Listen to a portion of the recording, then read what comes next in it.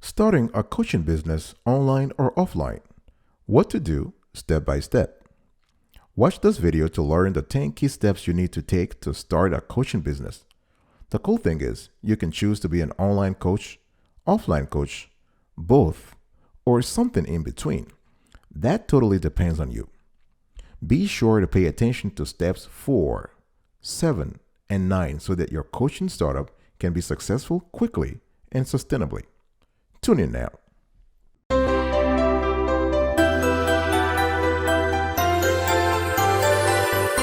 Welcome back, folks, to another edition of Sweetie Kiwi. How you doing today? I hope you are doing fantastic. I'm doing marvelous if you were to ask me.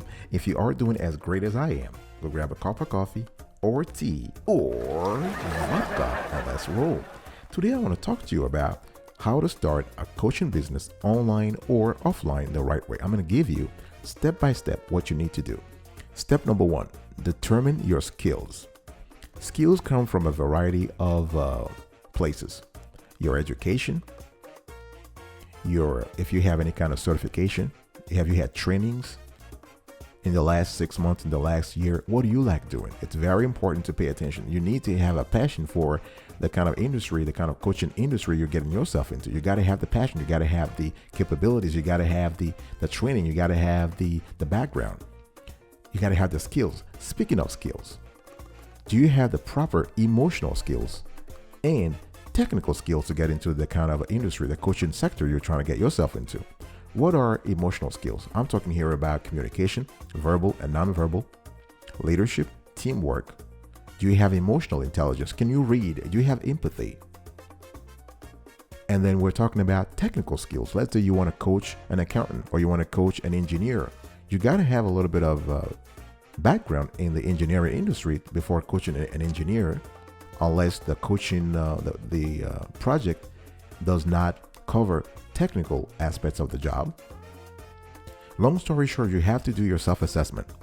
And you got to determine whether or not you want to be a life coach or you want to be a professional coach, because within the coaching industry, you have several facets. So life coach takes care of things like relationship, self-improvement, self-development, and professional coaches are more industry oriented. So step number 2, evaluate the market size.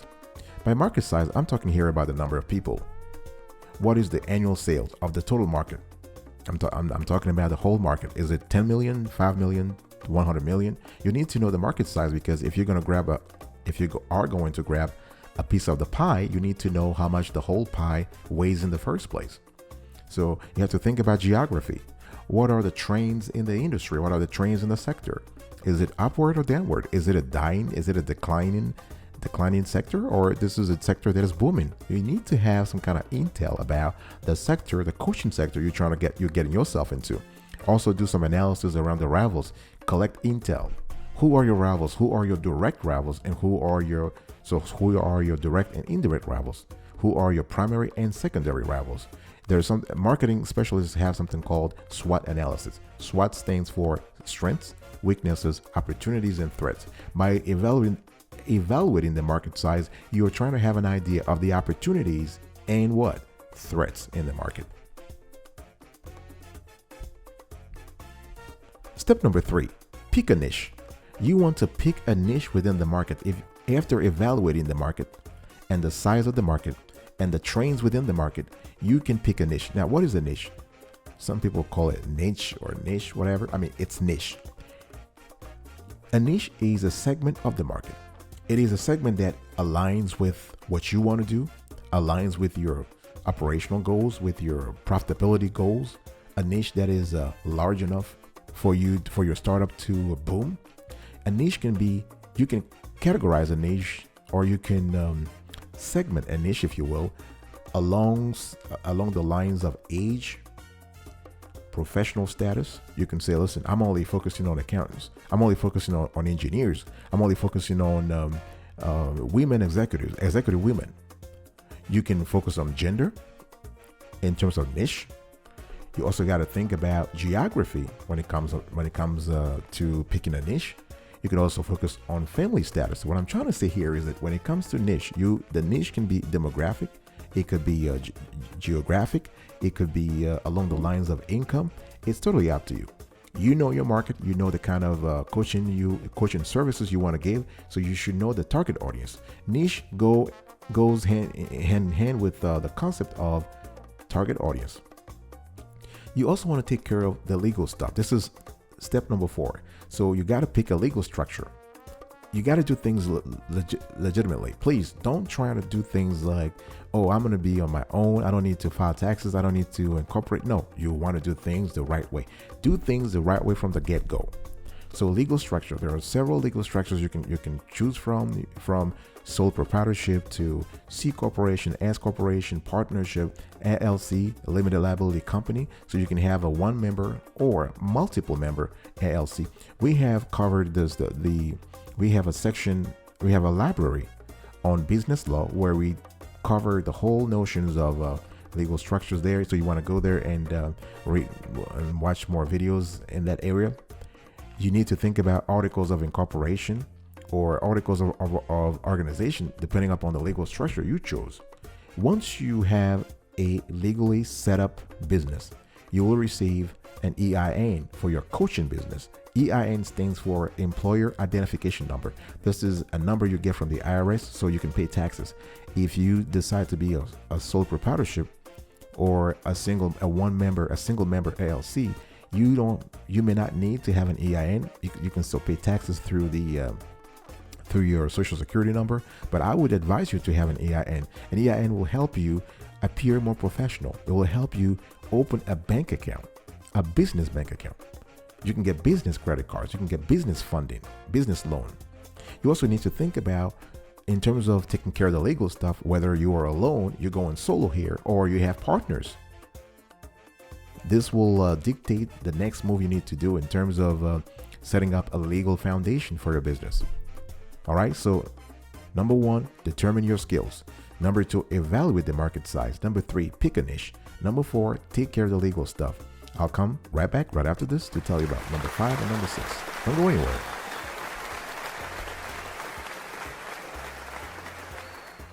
Welcome back, folks, to another edition of Sweetie Q. We're also having a conversation here around how to start a coaching business online or offline, what to do step by step.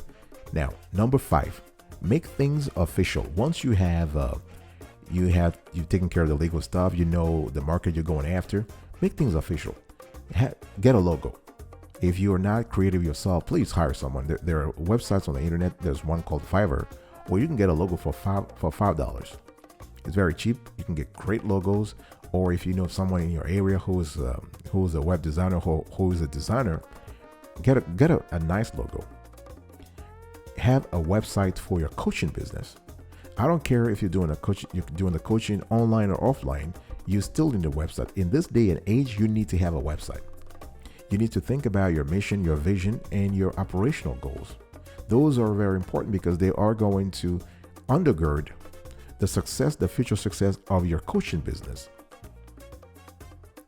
You also need to think about having someone to write content for the website. If you have a website, of course you need content for that website. So if you're good yourself, if you have a knack for writing promotional content or corporate content, go ahead and write it. And make sure the website, this is very important, make sure the website is responsive. You want to make sure the website looks very good, looks friendly to the user. On all devices. So it has to be mobile friendly, mobile ready. This is critical. Next, form a support system. You need to outsource as much as possible. You need to save money. When you start a successful coaching business, you need to take care of the ka-ching. You need to be very careful not to break the bank. So outsource as much as possible. I'm talking here about things like accounting, legal, the admin stuff. You need to have an accountant and lawyer at a minimum. Someone you can choose. If you're lucky, you can get a tax lawyer. So you have someone who has a little bit of knowledge when it comes to taxes, accounting, and some law. If not, get a tax lawyer anyway. You need to pay attention to taxes.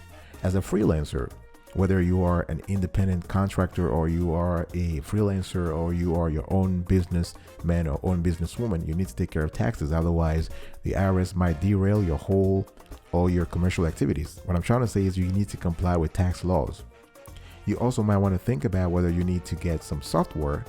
There are software programs for freelancers that aggregate all the activities that freelancers do and make things a lot easier. They streamline the business processes for freelancers. So maybe that's something you might want to think about. And they usually go on subscription basis. I think it's like $10 or $15 a month, and they sort of help you streamline all the processes. Speaking about processes and speaking about streamlining processes, one thing you want to pay attention to is to have a presence on social media. Now, there are 3 primary platforms, and this applies across all coaching niches. So I don't care whether you're doing professional coaching or life coaching, you need to be on 3 primary platforms. And those are, drum roll, drum roll, drum roll. Those are Facebook, YouTube, and LinkedIn. You've got to be on those 3. Facebook for the magnitude of the membership, 1.3 billion people. That's just huge. Even if you're doing something locally, you want to be on that platform. Again, I don't care if you might say, well, I'm doing professional coaching, so I don't need. No, you need to be on Facebook. Now, you can be on Facebook as a person. You can have a personal page, or you can have a professional page. You can have a personal profile rather, or have a business page. You have to be on YouTube. YouTube, because the coaching business is a very interactive business. People need to see you.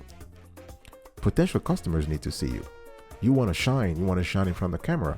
And again, here you want to open a YouTube account. You want to be on YouTube, and you don't need to have anything fancy or professional. You don't need a video studio. No, you can use your phone, your smartphone. If you have a Samsung or iPhone, the quality of the camera is tremendous already, so you can have very nice videos. And LinkedIn, you got to be on LinkedIn because this is the number 1 professional social platform out there, social media out there. Besides the 3 primary platforms, you have to be on 3 secondary platforms. Now, those are up to you. I'll leave them up to you. You choose which ones are relevant to the specific niche, to the specific coaching industry you want to launch. This could be Pinterest. This could be Instagram. There are gazillions of social media out there. So you choose. On each social media where you appear, please create a page or a profile, and you have to think about whether you want to do it as you want to set up a personal or a professional or both. You need to think about what works. One thing I need to tell you though, on LinkedIn, you got to have both. You got to have a professional page for your coaching business. In other words, a company page. And you need to have an individual page for your coaching business if you want to do things professionally. And also, you want to join 5 to 10 relevant Facebook groups. That's kind of important. That can really help you also expand your knowledge, expand your impact, expand your base, your follower base. Number 8, decide the delivery methods for your coaching services. Do you want to do online coaching, face-to-face coaching, individual coaching, group coaching? Now, there are pros and cons of online versus offline coaching, but the most important one is that when you do online coaching, some people have said in the past that the online coaching sessions sort of lack the interactive and the personal feel. But the offline coaching, the online coaching, one of the big advantages is that you're saving a lot of money on transportation, on equipment. You're home. You don't have to commute to a place. You don't have to rent a venue. You don't have to do all this for your training. You can just be home. So you have to see what works for you, online or offline. Either each coaching approach has its pros and cons. I'll be right back right after this. Don't go anywhere.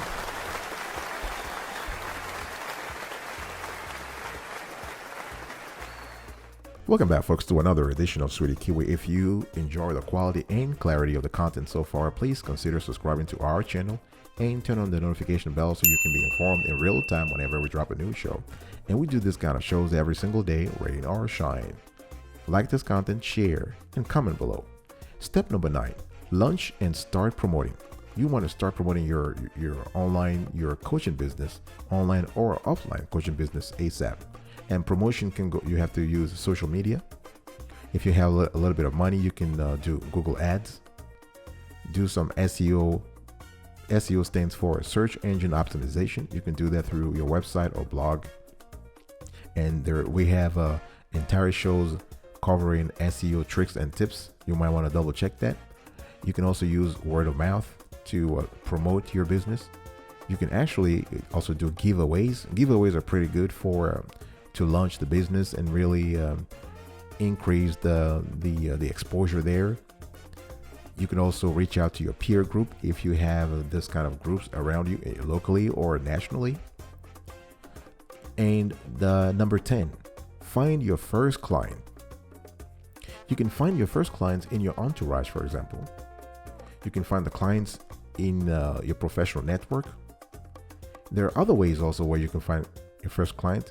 You can offer free coaching. This sort of harks back to what I said earlier about giveaway.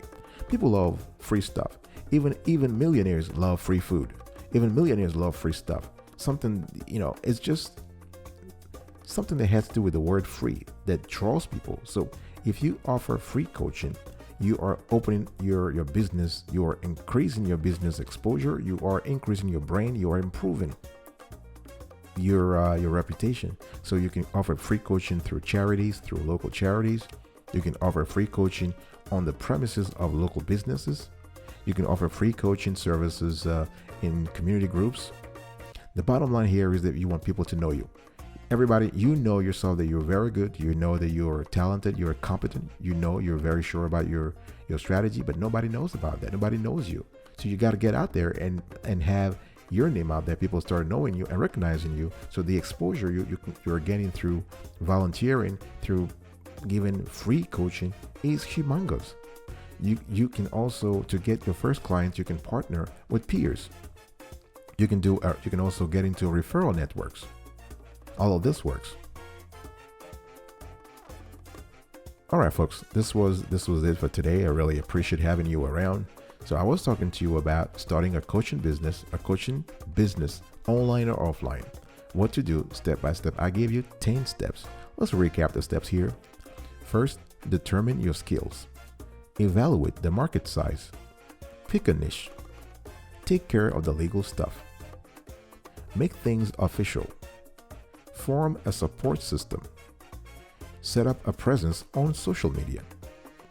Decide delivery methods. Launch and start promoting.